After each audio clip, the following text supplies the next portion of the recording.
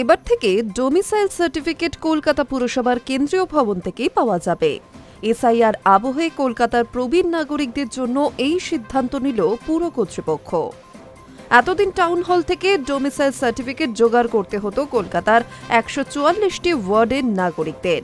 সোমবার মেয়র পরিষদ বৈঠকের পর মেয়র ফিরাদ হাকিম জানান, শহরের প্রবীণ নাগরিক যাদের এখনো ডোমিসাইল সার্টিফিকেট নেই তাদের আর টাউন হলে যেতে হবে না। পুরসভার কেন্দ্রীয় ভবন থেকে ডোমিসাইল সার্টিফিকেট দেওয়া হবে। ঘটনা হলো, কলকাতায় যারা বসবাস করছেন কিন্তু প্রামাণ্য নথি নেই, তারা এসআইআর আবহের রীতিমতো উদ্বেগে আছেন।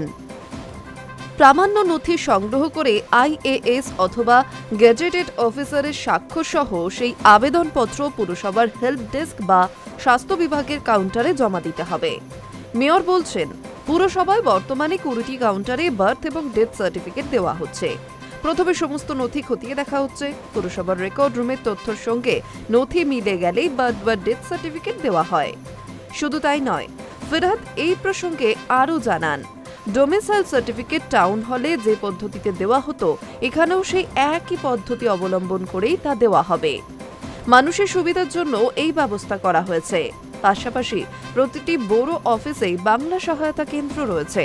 আগামী দিনে ডোমিসাইল সার্টিফিকেট যাতে বড় অফিস থেকে দেওয়া যায় তার জন্য বিশেষ উদ্যোগ নেওয়া হচ্ছে বলে পুরসভা সূত্রে জানা গিয়েছে।